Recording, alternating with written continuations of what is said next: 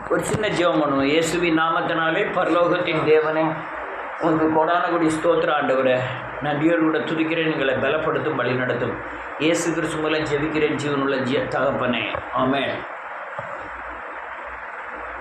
ஒரு ஆள் கேட்டார், இயேசு ஏன் மாம்சத்தில் வெளிப்படணும்?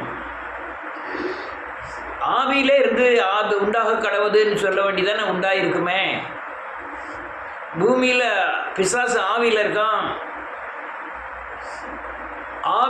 ஆவியில் இருக்கிற பிசாசை ஜெயிக்க ஏன் ஆவியிலே வெளிப்பட்டால் போதுமே, ஏன் மாம்சத்தில் வெளிப்பட வேண்டும் அப்படின்னு ஒரு ஆள் கேட்டார்.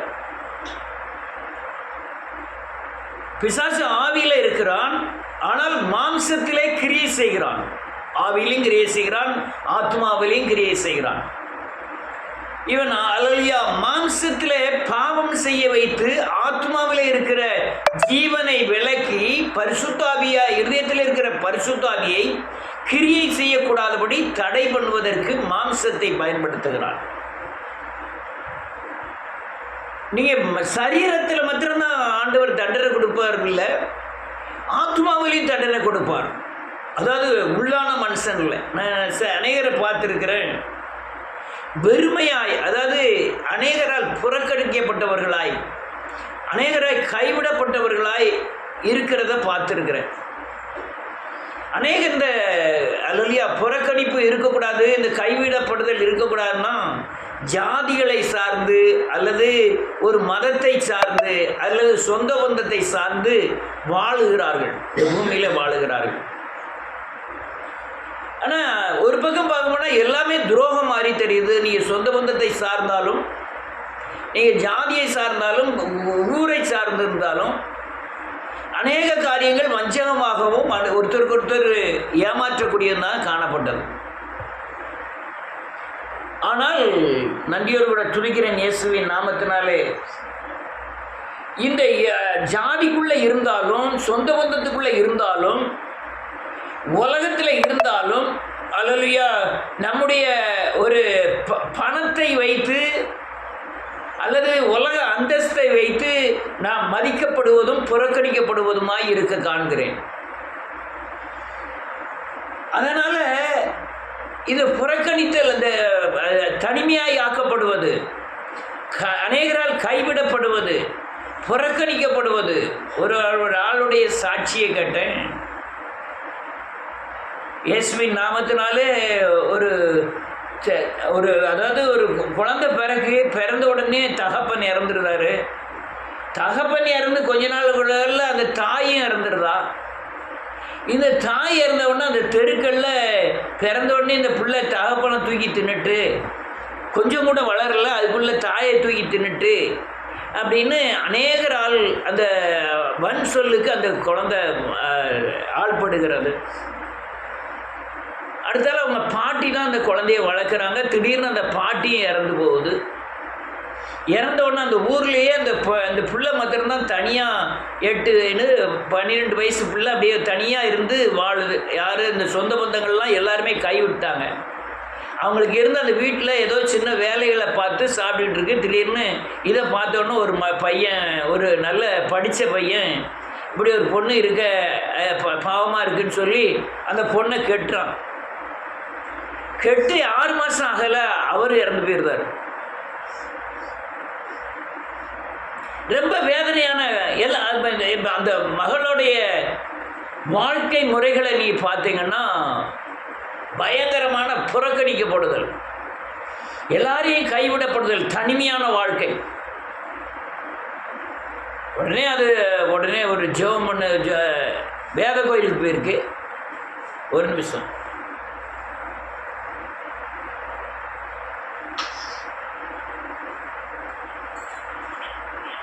வேத கோயிலுக்கு போயிருக்கு. வேத கோயிலுக்கு போனோன்னா அங்கே ஜெபம் பண்ணுதாங்க. ஜெபம் பண்ண பிறகு அந்த கணவனுடைய அல்லேலூயா தம்பியே அவரை அந்த மகளை கட்டிக்கிட்டான்னா அது இருந்துக்கிட்டு இருக்கும்போது அந்த தெருக்களில் ரொம்ப வஞ்சிக்கப்படுது, ரொம்ப வன் சொல்லுக்கு ஆளாகிறாள். ஏன்னா ரொம்ப நாள் குழந்தை இல்லை. இவன் சாபம் பிடிச்சப்பா இதை அப்படி இப்படின்னு எல்லாரும் பேச ஆரம்பிக்கிறார்கள். ரொம்ப வேதனையோடு வாழ்ந்து கொண்டிருக்கிறான்.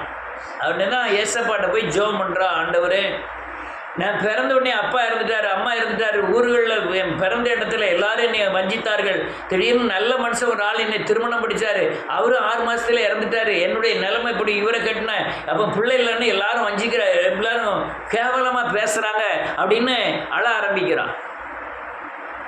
அழ ஆரம்பித்த உடனே மாமியாருக்குள்ள ஆண்டவர் இறங்கி, ஏம்மா உலகம் என்ன சொல்லட்டு, நான் இருக்கேன், என்கிட்ட ஏகப்பட்ட சொத்து இருக்குது, என் பையன் செத்துட்டான்னு கூட நான் கவலைப்படல, உனக்கு குழந்தை இல்லைன்னு கூட கவலைப்படல, இப்போ இல்லைன்னா 5 வருஷம் கழிச்சுனாலும் ஏசப்பா குழந்தைய கொடுப்பாரு, ஏன் அதை பற்றி எந்த கவலையும் படாத, குழந்தையே இல்லைனாலும் சரி இந்த சொத்துப்புறம் விற்று சாப்பிடுவான், உன் காலம் முடியும் வரை இந்த சொத்துப்புறம் நீ அளவியா விற்று சாப்பிடுன்னு சொல்லி அவ்வளோத்தையும் அவள் பேரில் எழுதிட்டான். நான் அந்த உலக ஆஸ்தி அவளை காப்பாற்றுன்னு சொல்லலை, ஆனால் அந்த தேவனுடைய தன்மை அந்த ஒரு வயசாளி மூலமாக அந்த அவளுக்கு பலன் கிடைத்தது. அதே மாதிரி தான் உலகத்தில் மாமிசத்தில் நெருக்கப்படுவதை காட்டிலும் ஆத்மாவில் நெருக்கப்படுகிற ஜனங்கள் நிறைய.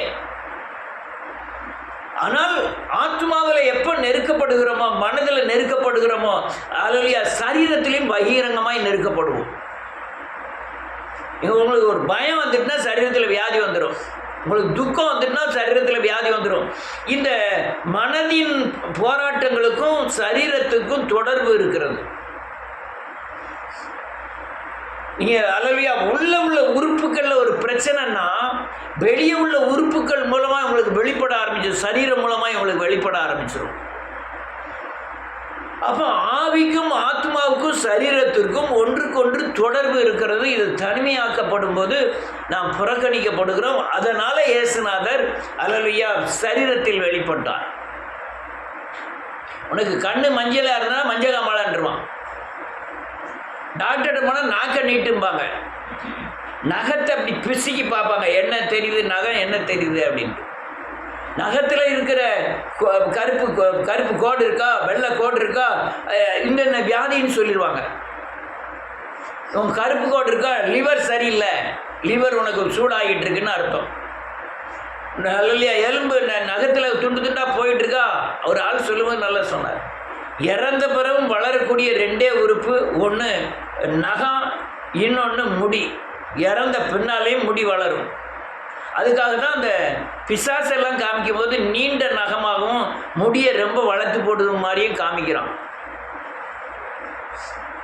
அதனால இந்த தேவன் ஆத்மாவிலே வியாக்குலப்பட்டால் சரீரத்திலே நம்முடைய பாவங்களை சுமந்தார். அதனால தான் இயேசு கிறிஸ்து சரீரத்தில் வெளிப்பட்டார், மாம்சத்தில் வெளிப்பட்டார். அநேகர் கேட்பாங்க, இயேசுநாதர் திரித்துவ தேவனில் யார்? பிதாதான் குமாரன், குமாரன் தான் பரிசுத்த ஆவி. 3 பேரும் இணைந்திருக்கிறார்கள், 3 பேர் வேறு கிரியைகளை செய்கிறார்கள். மாம்சத்தில் வந்து நம்முடைய அல்லேலூயா ஆத்மாவிலே ஆவியிலே சரீரத்திலே செய்த பாவங்களுக்கு ஏற்க அவர் தண்டனையை சரீரத்தில் ஏற்ற தண்டனைக்குரிய அல்லேலூயா உபத்திரவங்கள் சரீரத்தில் மட்டுமல்ல ஆத்மாவிலையும் வியாக்குலப்பட்டார், ஆவியிலே வியாக்குலப்பட்டார். அதனால மாம்சத்தில் வெளிப்பட்டார் இயேசு கிறிஸ்து. மாம்ச சரீரம் ஆவியோடையும் ஆத்மாவோடையும் இணைந்து இருக்கிறது, ஒன்றுக்கொன்று பிரிக்க முடியாது. அதனால தான் தேவன் மாம்சத்தில் வெளிப்பட்டார். ஆனால் நமக்கு இருக்கிற அந்த பரம்பரை மாமிசம் அவருக்கு இல்லை. அவர் பரிசுத்த ஆவியினாலே நிரப்பப்பட்டு மரியாளின் வயிற்றிலிருந்து பிறந்தார். அதனால் ஏன் மாம்சத்தில் அல்லேலூயா யோசேப்புக்கு பிறக்கலைன்னா, மனுகுலத்தின் பாவம் ஒவ்வொரு தலைமுறைக்காக கடந்து வருகிறது. அதனால் இந்த கடந்து வருகிற பாவமான மனுஷனை விடுவிக்க முடியாதுன்னா பரிசுத்த சரீரத்தோடு பூமியிலே வந்து அல்லேலூயா அசுத்த பாவ சரீரத்தை தேவன் பலியாகி மீட்டார். அவர் அல்லேலூயா பிசாசின் கிரியைகளை அழிக்கும்படியாய் அவர் மாம்சத்தில் வெளிப்பட்டார். உங்கள் மாம்சத்தின் கிரியைகளை அழிக்கும்படியாய் தேவன் மாம்சத்தில் வெளிப்பட்டார். நீங்கள் செய்த அநேக தவறுகள் எல்லாமே ஆத்மாவில் உள்ள தவறுக்கும் மனம் திரும்பி, ஆவியில் உள்ள தவறுக்கும் மனம் திரும்பி, சரீரத்தில் நீங்கள் அல்லேலூயா மனம் கசந்து உங்களுடைய செய்கைகள் நடக்கைகள் எல்லாம் மாறணும். அதுக்காக தான் தேவன் சிலுவையிலே மரித்தார். அல்லேலூயா. ஆத்மா வியாக்குலப்பட்டாருன்னு நீங்க இந்த ஏசாயா 53 வாசிக்கலாம். மரணத்தை ஊன்றி ஆத்மாவை விடுவித்தார். அதனால இந்த காயப்பட்டது, அடிக்கப்பட்டது, துப்பப்பட்டது, அவமானப்பட்டது, அல்லேலூயா, உச்ச தலை முதல் உள்ள கால் வரை இயேசுநாதருக்கு தொடதுக்கே இடமில்லாத அளவுக்கு காயப்பட்டதின் காரணம், அல்லேலூயா, ரத்தம் சொட்ட சொட்ட அடிக்கப்பட்டதின் காரணம் நம்முடைய பாவங்களுக்கு ஏற்ற தண்டனையை அவர் சுமந்து கொண்டார். நீங்கள் அநேக பிரசங்கங்கள் எல்லாரும் நீங்கள் குற்ற உணர்வோடு இருக்கக்கூடாது, நான் பாவி என்று சொல்லக்கூடாது, நான் பாவத்தில் அல்லேலூயா சாபத்திலிருந்து விடுதலை ஆகலைன்னு சொல்லக்கூடாது அப்படின்னு அநேகர் போதிக்கிறார்கள். நீங்கள் விடுதலை ஆயிட்டீங்க அப்படின்னு சொல்லி போதிக்கிறாங்க. ஆனால் விடுதலை ஆனதின் அல்லேலூயா ஆவிக்குரிய வளர்ச்சி இல்லை. விடுதலை ஆகாததின் தண்டனையை அவர்கள் அனுபவிப்பதை பார்த்திருக்கிறேன்.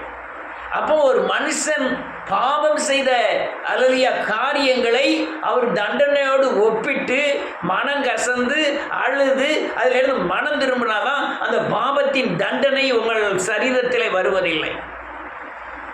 அநேக அல்லேலூயா வியாதிகளை தேவன் சுகமாக்கும் போது பாவம் மன்னிக்கப்பட்டது, அவன் படுக்கையை எடுத்துக்கொண்டு நட, சாபத்தை மன்னிக்கவும் பாவத்தை மன்னிக்குவதற்கும் மனுஷகுமாரனுக்கு அதிகாரம் இருக்கிறது என்று சொன்னார்.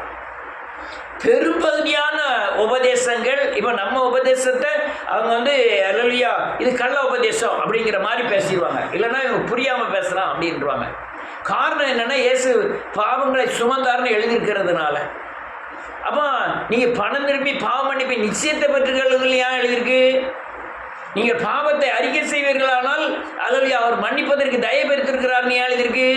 நீங்கள் ஒவ்வொரு தடையும் பாவத்தை ஒரு தடவை பாவம் அறிக்கை செய்தால் உங்கள் தலைமுறைக்காய் தொடர்ந்து வந்த சாபத்தின் பாவத்தின் தண்டனையிலிருந்து எப்படி தப்ப முடியும்? நீங்கள் அனுதினமும் இயேசுவை போல மாறுவதற்கு அனுதினமும் சிலுவையில் அறையப்படணும், சிலுவையில் சுமக்கணும், அனுதினம் மறிக்கணும்னு எழுதியிருக்கு. ஏன் எழுதியிருக்கு? இப்படி பல கேள்விகள் நமக்கு உண்டாகும். ஆனால் இது குற்ற உணர்வு அல்ல. எனக்கு குற்ற உணர்வு எப்போ வருதோ அவனே அறிக்கை செய்து நான் விடுதலை ஆகிவிட வேண்டும். அது ஐயா இன்னும் பல காரியங்கள். ஐயா எனக்கு திடீர்னு வியாதி வருகிறது, வியாதி வரும்போது நான் பாவரிக்கை செய்யும்படியாக தேவ சமூகத்தில் செல்லுகிறேன், என்னைக்கோ செய்த பாவத்தின் காரியத்தை எனக்கு உணர்த்துகிறார், நான் அறிக்கை செய்கிறேன், நான் விடுதலை ஆகிவிடுவேன் அந்த தண்டனையிலிருந்து. ஏன்னா அந்த சரீர உபத்திரவத்திலிருந்து, அந்த மாமிசத்தில் வருகிற உபத்திரவத்திலிருந்து தேவன் தண்டனையை ஏற்றுக்கொண்டார். நான் ஜெபிக்கும் போது அப்படி நான் விடுதலை ஆகிறேன். அப்படியே விடுதலை ஆகிட்டே இருக்க வேண்டியதான். ஒரே நாள் ஆகக்கூடிய காரியம் அல்ல. ஒரே நாளில் நீங்கள் இயேசுவை போல மாறப்போவதும் இல்லை. அப்படி மாறினால் நீங்கள் மதத்தின் சாயலாக தான் இருப்பீங்களே தவிர, பரிசேயர் சதிசேயர் மாதிரி மாறுவீங்களே தவிர, ஒரு நாளும் நீங்கள் இயேசுவை போல மாறுவதில்லை. நீங்கள் கொஞ்சம் கொஞ்சமாக தான் நீங்கள் மாறப்பட முடியுமே தவிர ஒரே நாளில் முடியக்கூடிய காரியம் அல்ல. ஏனென்றால் ஒரே நாளில் நமக்குள்ள பாவம் வந்ததாக இல்லை. அது அல்லேலூயா அணுக்கள் பூரா பரவதுக்கு பல தலைமுறைகள் எடுக்கப்பட்டது. எல்லாம் பழைய ஏற்பாடுல அல்லேலூயா தேவனால் ஒரு மனுஷனை பெற்றேன் என்று சொல்லி அவனுக்கு காயின் என்று பெயரிட்டால் அந்த காயினை குறித்து தான் யோவான்ல 1 யோவான்ல எழுதியிருக்கு. அல்லேலூயா பொல்லாங்கினால் ஆதாம் உண்டான காயின் உண்டானான்னு எழுதியிருக்கு. பொல்லாங்கினால் உண்டானான் காயின். ஆனால் அதான் தேவனால் உண்டானான்ட்டு நீ ஆதியாகமத்தில் வாசிக்கலாம், பொல்லாங்கினால் உண்டானான்னு இங்கே யோவான்ல வாசிக்கிறான். அப்போ என்ன அர்த்தம் என்றால், நான் தேவனால் உண்டானவன், ஆனால் பொல்லாங்கினால் உண்டாக்கப்பட்டிருக்கிறேன். பாவம் செய்ததினாலே நான் பொல்லாங்கினாலே உண்டாக்கப்பட்டு பல வருடங்களாய் என்னை பாவத்தின் தன்மையோடு வாழ்ந்து கொண்டிருக்கிறேன். அல்லேலூயா. உள்ள செல்ல எல்லாம் கேட்கலாம். கேட்டுக்கிடுங்க, நல்ல கேளுங்க. அதுதான் ரொம்ப முக்கியமான செய்திகள். வெளியான மனிதன் விடுதலையாகுவதற்காக அவர் வெளியான சரீரத்திலே காயங்களை பட வேண்டியதாக இருந்தது. அதனால தான் அவர் அல்லேலூயா வெளியான சாயலை நாம் அல்லேலூயா என்ற சிலுவையில் அறையப்படுவதையோ அவர் ரத்தம் சிந்துவதையோ நாம் பார்க்கல. ஒரே ஒரு வழி, நீ ஆவியில பலன் கொண்டு இயேசுவின் சாயலுக்கு ஒப்பாய் மாறுவதற்காக அல்லேலூயா உன் ஆவியின் வழியாக தான் அவர் சிலுவையை பார்க்க முடியும். 2000 வருடங்களுக்கு முன்பாக அடிக்கப்பட்ட சிலுவையை உன் ஆத்தும கண்களுக்கு முன்பாக கொண்டு வந்து உன்னுடைய பாவத்தோடு அவருடைய அவருடைய தண்டனையை ஒப்பிட்டு மனம் கசந்து ஆளுது அதை விட வேண்டும். அதுக்காக தான் அவர் ஆவி என்று வைத்திருக்கிறார். பரிசுத்தாவின் நிறைவினால தான் உன் ஆத்தும கண்கள் வழியாக தான் தேவனுடைய சிலுவையை நீங்கள் பார்க்க முடியும்.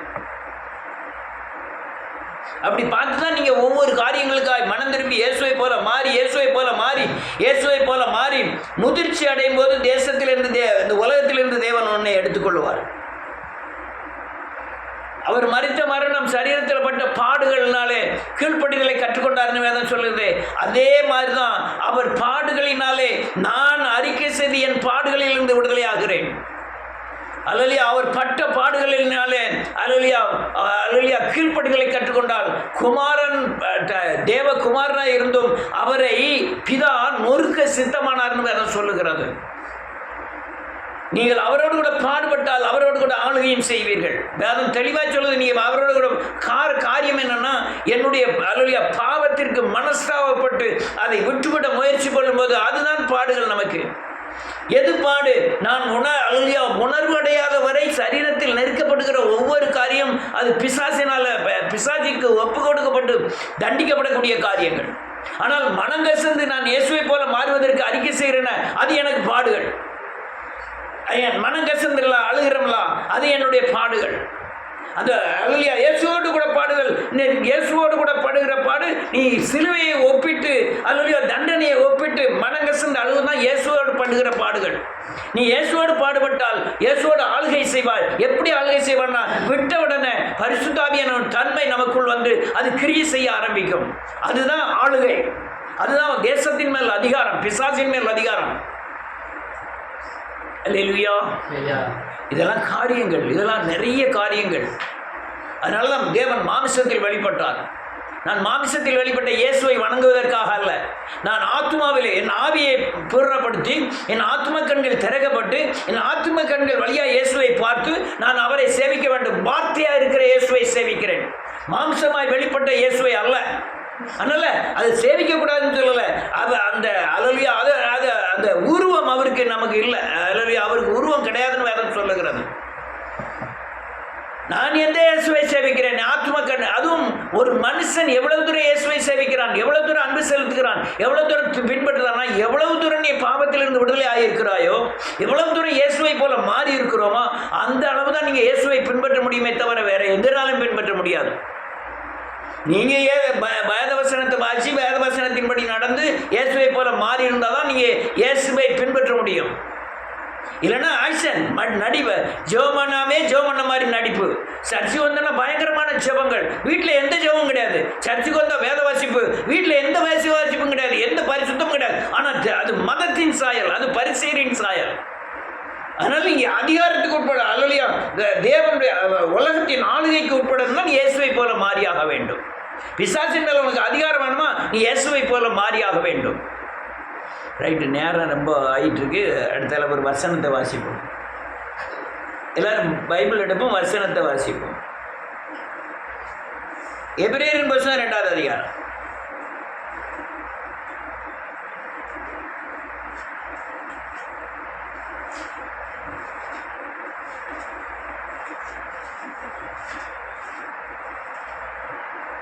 ஆறாவது வசனம்.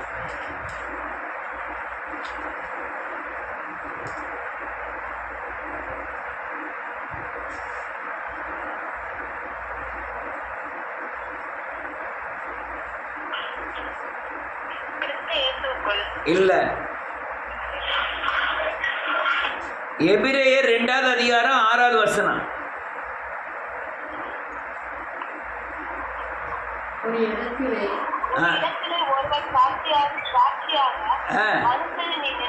நினைக்கிறதற்கும் மனுஷகுமாரனை விசாரிக்கிறதற்கும் ஏமாத்திரம் சிறியவனாக்கி நீர் முடிசூட்டி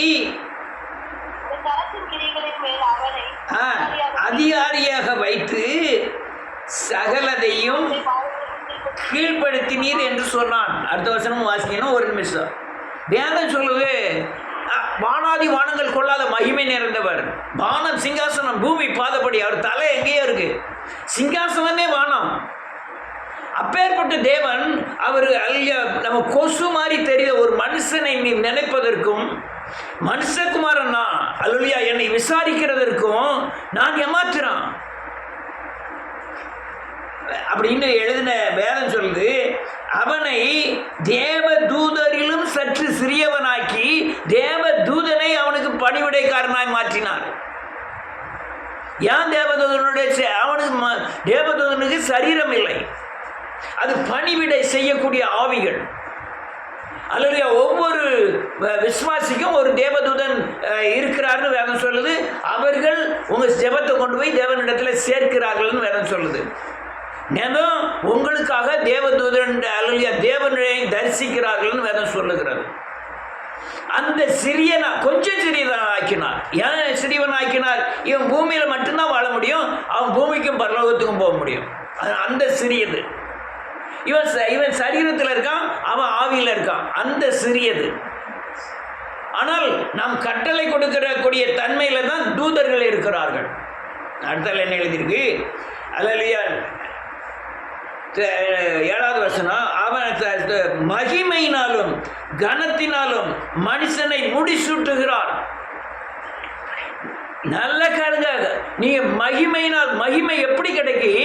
நீ மனம் திரும்பி மாம்சத்தின் கிரியைகளை தேவன் பட்ட பாடுகளோடு ஒப்பிட்டு மனம் திரும்பி அந்த இடத்தை இயேசுவின் சரீரமாய் மாறுமே. ஆனால் அந்த இயேசு மேலே இருந்த மகிமை உன்னுடைய அந்த எங்க பரிசுத்தமாக்கப்பட்டதோ, எங்க மனம் திரும்பி உன் இருதயத்தை பரிசுத்தமாக்கி இருந்தால் இருதயம் மகிமையினால் நிரப்பப்படும். உன் ஐம்புலன்களை பரிசுத்தமாக்கி இருந்தால் அது இயேசுவின் ஐம்புலன்களாய் மாறும். இயேசுவின் ஐம்புலன்களாய் மாறினா தான் இயேசு மேலே கண்ட மகிமை உன் மேல் காணப்படும். மகிமையினால் அவர் என்ன செய்கிறாரா? முடிசூட்டுகிறார். கணத்தினால் முடிசூட்டுகிறார். எந்த கணம்? இது மனுஷர் மதிக்கக்கூடிய கணம் அல்ல. தேவனுக்கு முன்பாக நான் பிள்ளை என்ற கணம், தேவனுக்கு முன்பாக பரிசுத்தர் என்ற கணம், பரிசுத்தவான் என்ற கணம். அல்லேலூயா. தேவனுக்கு முன்னாக அல்லேலூயா நான் சுதந்திரவாளியாக இருக்கிறேன். அந்த கணத்தை நாம் பெற முடியும். அடுத்தால என்ன எழுதிருக்கு? கணத்தினால் முடிசூட்டி அவன் உம்முடைய தேவனுடைய கரத்தின் கிரியைகளாகிய உலகத்தில் எல்லா கிரியைகளின் மேலும் அவனை இயேசுவின் நாமத்தினாலே ஆளுகை செய்யும்படியான அதிகாரத்தை மனிதனுக்கு தேவன் கொடுக்கிறார். எதனால? அவர் சிலுவையிலே மாம்சத்தில் மரித்ததுனால, மாம்சத்தில் தண்டனையை ஏற்றுக்கொண்டதுனால, அந்த தண்டனையை ஏற்றுக்கொண்டதுனால நமக்கு அதிகாரம் கனம் கொடுக்கிறார். என்னோடு கூட நீ பாடுபட்டால் என்னோடு கூட நீ ஆளுகை செய்வாய் என்றார். நீங்கள் இயேசுவின் நாமத்தினாலே பிசாசை துரத்துவதற்கு உன் சரீரத்தின் அவயங்களின் கிரியைகள் பிசாசினுடையதா இருக்கக்கூடாது. அப்படி இருந்ததுன்னா அல்லேலூயா அந்த அவயவங்களை பிசாசானவன் ஆளுகை செய்கிறான். அவன் மேல நீங்க அதிகாரம் செலுத்த முடியாது. மாறாக அவன் உங்க சரீரத்தின் எந்த பகுதி பிசாசின் கரத்தில் இருக்குதோ அதை ஆளுகை செய்வான்.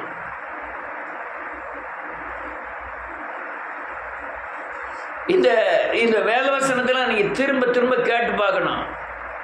ஆளுகை செய்வான். அதனாலதான் இயேசு சரீரத்தில் மரித்து சரீரத்தின் ஒவ்வொரு அவயங்களாய் நீ பரிசுத்தமாக்கி இயேசுவை போல மாறி இந்த உலகத்தின் அதிகாரத்தை பெற வேண்டும், தேவனிடத்தில் கனத்தை பெற வேண்டும் என்று தேவன் விரும்புகிறார். அடுத்தால என்ன எழுதிருக்கு? ஆமென் ஆமென்.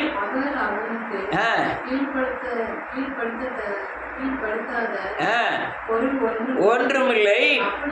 அப்படி இருந்தும் ஆமென்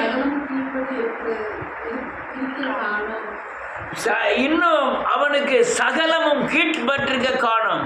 காரணம் என்ன? பூமி எல்லாம் பிசாசினுடையதாக இருக்கிறது. பூமியில எதை பார்க்குறீங்க? பிசாசின் ஆளுகை.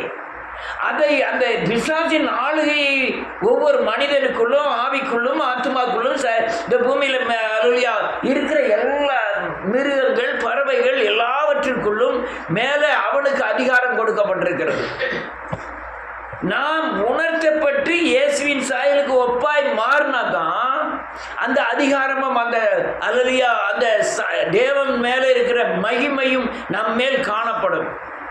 அதனால தான் இந்த பிசாசு அல்லேலூயா நமக்கு கீழ்பட்டிருக்கவில்லை, பாதத்துக்கு கீழ்பட்டும்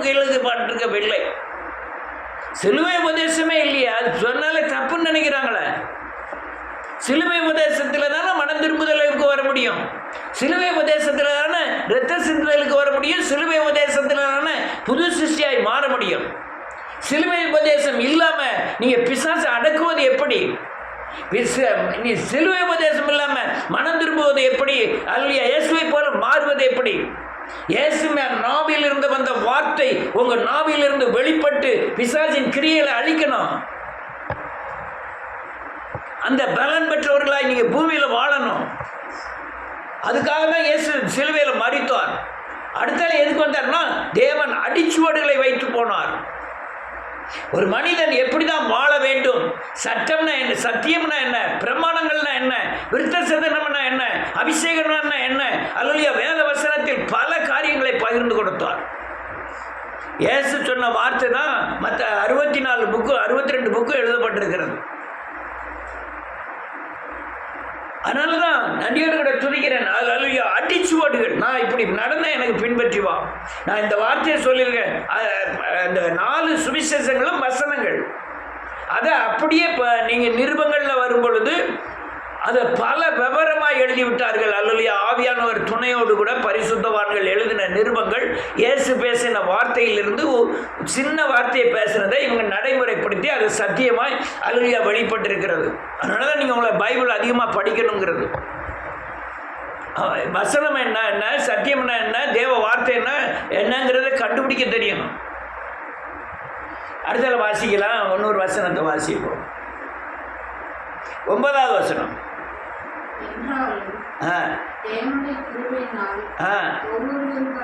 ஆமென்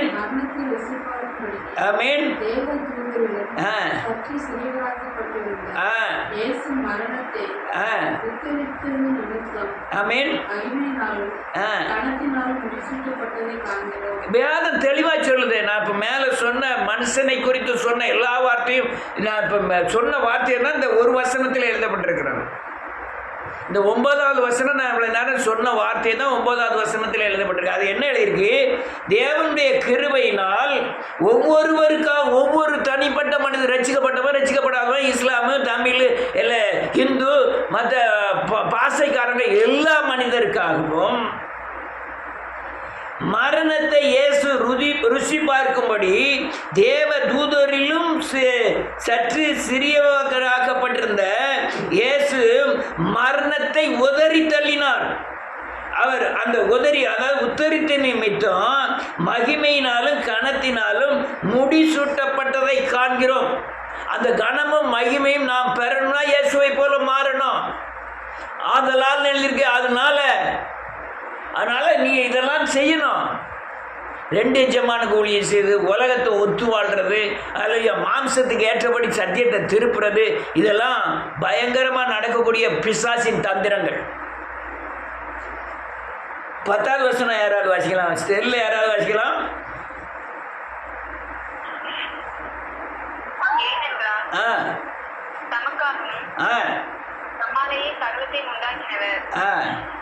அநேக பிள்ளைகளை மகிமையில் கொண்டு வந்து ஆமென் சேர்க்கையில் அவருடைய ரட்சிப்பின் அதிபதியை பூரணப்படுத்துகிறது.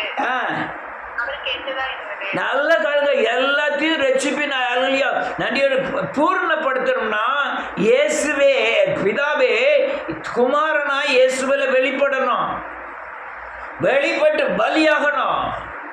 அப்பதான் நீ மகிமையினாலும் கனத்தினாலும் முடிசூட்ட முடியும். யான்னு கேட்டால் அப்படி சொன்னதுதான். உலகத்தில் எல்லாமே பாவப்பட்டிருக்கு, எல்லாம் பிசாசினுடையதாக மாறினதுனால, பாவமாய் மாறினதுனால பரிசுத்த தேவன் இறங்கி வர வேண்டியதாக இருந்தது. கனத்தினாலும் மகிமையினாலும் ஒவ்வொரு மனிதனையும் முடிசூட்டணும். எப்போ நீ இயேசுவை போல மாறும் பொழுது, எப்போ உன் சரீர அவயவங்களில் பாவம் ஆளாது இருக்கும்போது, எப்போ உன் இருதயம் இயேசுவின் இருதயமாய் மாறும் பொழுது,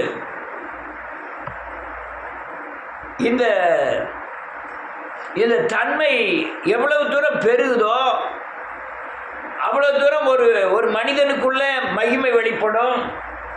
அவன் அதிகாரத்துக்கு உட்படுவான், அவன் தேவனுடைய கணத்துக்கு உட்படுவான். அதே காரியம் தான் சபைக்கு. சபையில் எவ்வளோ பேர் பாவத்திலிருந்து விடுதலையாகி இயேசுவை தரித்து கொள்ளுகிறாங்களோ, அவையங்களில் பாவம் ஆளாது இருக்கோ, அந்த அளவுக்கு மகிமையும் அல்லையா கனமும் அல்லேலூயா அதிகாரத்தையும் பெறுவார்கள். அதே தான் ஊருக்கு, அதே தான் தேசத்திற்கு. இந்த காரியம் இப்படி பெருகினாதான் பிசாசின் கிரியைகள் பூமியிலே அழிக்கப்படும். அநேகர் குடும்பங்களில் ஜெபம் பண்ண போயிருக்க, அவங்க சொல்லதெல்லாம் கேட்டிருக்கிறேன். இப்போ கூட ஒரு வீட்டுக்கு போனோம், 2 பேருமே வக்கீல். இந்த அம்மாவும் வக்கீல், அவங்க கணவரும் வக்கீல். நீ ஜெபம் பண்ணதுக்காக சொல்ல, அவங்க சிறுமைப்படுத்துறதுக்காக சொல்ல, ஆர்சி பேக்ரவுண்ட், வசனத்தின்படி வசனத்தில் நம்புவாங்க. ஆனால் வசனம் வாசிக்கக்கூடிய கட்டாயம் அங்கே கிடையாது. அதனால் வசனத்தை போதித்தா கூட ஏற்றுக்கொள்ளுதாங்க. 2 பிள்ளைகள், ஒரு பையன் 7 வயசு, ஒரு பெண்ணுக்கு 4 வயசு. அந்த பெரிய பையனுக்கு புரோதம் யூரியனில் போயிட்டே இருக்கு, சத்து யூரியனில் போயிட்டே இருக்கு.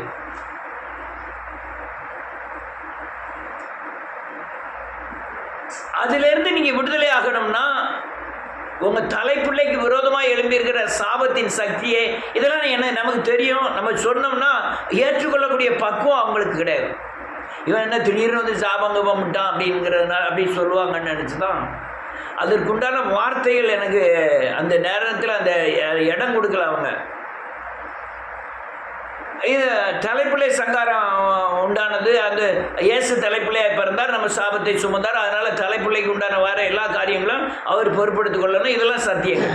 நீ சாபத்துக்கு உட்பட்டிருந்தனா அல்லது தலைப்பிள்ளைகள் பாதிக்கப்படும். தாய் தகப்பன் சாபத்திற்கு உட்படும் போது நமக்கு பிறக்கிற தலைப்பிள்ளைகள் பயங்கரமாய் பாதிக்கப்படும். அதில் ஒன்று தான் இப்போ இந்த நாங்கள் அன்னைக்கு போன வீடு. அழகாக சொல்லியிருக்கலாம், ஆனால் அவங்க அந்த லைனுக்கு வரல. இயேசுவின் நாமத்தினால மனம் திரும்புதல், பாவமன்னிப்பு, ரட்சிப்போம், சரீரத்தை விடுதலை ஆக்கிறோம். நீ அல்லேலூயா இயேசுவை போல மாறும்போது அல்லேலூயா தேவனிடத்தில் மகிமையும் கனத்தையும் பெறுவது. ரைட், நேராயிட்டு ஒரு வசனத்தை மட்டும் நான் சொல்லி முடிக்கிறேன். 14வது வசனமும் 15வது வசனமும்.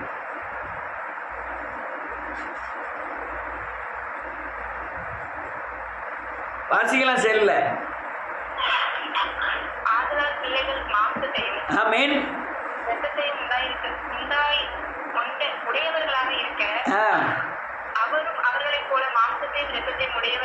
உடையவரானார். நல்ல கேளுங்க, மரணத்துக்கு அதிகாரி மாம்சத்தை பிடிக்கிறான். அது அப்படிதான் எழுதிட்டாரு அவரு. மாம்சத்தையும் இரத்தத்தையும் பிடிக்கிறான். இரத்தம் பரம்பரை, மாம்சத்தின் கிரியைகள். இந்த இப்படி இருக்கிறதுனால மரணத்துக்கு அதிகாரியானிய பிசாசு மாம்சத்தை பிடித்திருக்கிறதுனால மரணத்தினாலே நம்முடைய மாம்சத்தின் கிரியைகளாகிய பாவத்தை அழிக்கும்படிக்கும் ஜீவ காலமெல்லாம் ஒவ்வொரு ஆளும் பாருங்க மரணத்துக்கு அதிகமாக பயப்படுவாங்க. காரணம் என்ன? நான் இதுக்கப்புறம் பாவத்துக்கு மறித்தாதான் எனக்கு பரலோகம் இருக்கு, நான் இறந்த பரலோகம் போலாங்கிற நிச்சயம் வரும். நிச்சயம் வந்தால் தான் இந்த உலக மரணத்துக்கு நீ பயப்பட மாட்டீங்க. இங்கே அகாலமாக மரணிப்பது, நோய்வாய்ப்பட்டு மறிப்பது, அல்லையா நன்றியோடு கூட தற்கொலை பண்ணுகிறது, ஆக்சிடென்ட் ஆகுறது, இதெல்லாம் கிடையவே கிடையாது. அது சாபத்தின் தண்டனை. ஆனால் வேதம் தெளிவாக சொல்றது, நீங்கள் நான் மனம் திரும்பி பாவமன்னிப்பு நிச்சயத்தை பெறுனா எனக்கு பரலோகம் இருக்குன்னு எனக்கு நல்லா தெரியும். அப்போ நான் என்ன நினைப்பேன்? சாவு எனக்கு ஆதாயம்னு நினைப்பேன். நான் செத்தா பரவாயில்ல, பரலோகம் போகலாம்னு நினைப்பேன். ஆனால் நான் இருக்கிறது உங்களுக்கு பிரயோஜனம்னா, இப்போ எனக்கு மனைவி இருக்குது, பிள்ளைகள் இருக்குது, அவங்களுக்கு பிரயோஜனமாக இருக்குது நல்லது. நான் வாய் திறந்து சொல்ல முடியாது, செத்தா நல்லதுன்னு சொன்னோம்னா பிள்ளைகள் இருக்குது. அதனால் அவங்களுக்காக நான் அந்த வார்த்தையை சொல்லாமல், ஆனால் என் மனசில் நான் செத்தா பரவாயில்ல, நோயில் சாகக்கூடாது, ஆக்சிடென்ட்டில் சாகக்கூடாது, பட்டினியாக இருந்து பசியாக இருந்து பட்டயத்துக்கோ பஞ்சத்துக்கோ அடிபட்டு சாகக்கூடாது, பிசாசினால் அடிபட்டு சாகக்கூடாது. இயேசுவை போல மாறி இயேசுவை எடுத்துக்கொள்ள வேண்டும். அப்படிதான் பழைய ஏற்பாடு எல்லாருமே நடந்தார்கள். இயேசுவின் நாமத்தினால் அல்லேலூயா. ஆரோன்லாம் 124 வயசு வரையும் கூட உயிரோடு இருந்தார். மோசே 120 வயசு ஆகும்போது ஆண்டவர் சொல்ல நெபோமலைக்கு நடன்னு. அவ்வளோ வயசுல நெபோமலைக்கு நடந்து போகிறான். நீங்கள் ஒவ்வொரு பரிசுத்தவான்களையும் பார்த்தா பூர்ண ஆயுசிலே மரித்தார்கள். ஆனால் புதிய ஏற்பாடு வந்து சாவுக்கு பயப்படுகிறதுனால தான். புதிய ஏற்பாடு வரும்போது பரலோக ராஜ்யம் எனக்கு வைக்கப்பட்டிருக்குங்கிற உறுதியான நம்பிக்கை இல்லாதனால தான் அறகுறை மரணங்கள் அல்லது மரண பயங்கள் எல்லாம் ஏற்பட்டது. அதனால தான் ஆண்டவர் சொன்னார், அல்லது அதே வசனத்தை வாசிமா, ஜீவ காலமெல்லாம் மரண பயத்தினாலே மரண பயத்துக்கு அடிமைக்கு உள்ளானவர்களை, மரண பயத்துக்கு அடிமையாகி இருக்கோம், செத்துருவோமோ அப்படின்னு அடிமை பயத்துக்குள்ள இருக்கோம். ஆனவர்கள் யாவரையும் விடுதலையாக்கும்படி தேவன் மாம்சத்தையும் இரத்தத்தையும் உடையவரானார். இங்க மறிச்சா நான் தேவனோட இருப்பேங்கிற பரலோகம் இருக்குங்கிற நிச்சயம் உங்களுக்குள்ள இருந்ததுன்னா இந்த பூமியில வாழும் வரை மரணத்துக்கு பயப்பட மாட்டேங்க. யாரோ ஒரு சிஸ்டர் சொன்னாங்க, அல்லையா, எனக்கு மரண பயம் ரொம்ப இருந்தது, வச்சுருவோன்னு. இப்போ ஜெபத்துக்கு வந்த பிறகு அந்த பயமே இல்லை. ஏன்னா இல்லாத நோய் பூரா எனக்கு இருக்குது, எல்லா வியாதியும் எனக்குள்ளே இருக்குது. ஆனால் இப்போ இங்கே வந்த பிறகு எனக்கு பயமே இல்லை அப்படின்னு அந்த சிஸ்டர் நம்ம எல்லாருக்கும் முன்னாடி தான் சொன்னாங்கன்னு நினைக்கிறேன். எல்லாருக்கும் முன்னால் வச்சு தான் சொன்னாங்க, அந்த பயமே இல்லை அப்படின்ட்டு. நீங்கள் இந்த தன்மைக்கு வரணும்னா நீங்கள் மறுரூபம் ஆகியே வரணும். இயேசுவை போல மாறி ஆகணும். தேவ மகிமை உங்கள் மேலே காணப்பட்டே ஆகணும். அப்போ தான் நீங்கள் அதிகாரத்தை உங்கள் தேவனிடத்தில் கனத்தை பெறுவீர்கள். நீங்கள் அதிகாரம் செலுத்த முடியும், ஆளுகை செய்வீர்கள். அதனால் இவ்வளோ காரியங்கள் இருக்கிறது. அதனால தான் தேவன் மாம்சத்தில் வெளிப்பட்டு நம்மை விடுதலை பண்ணினார்.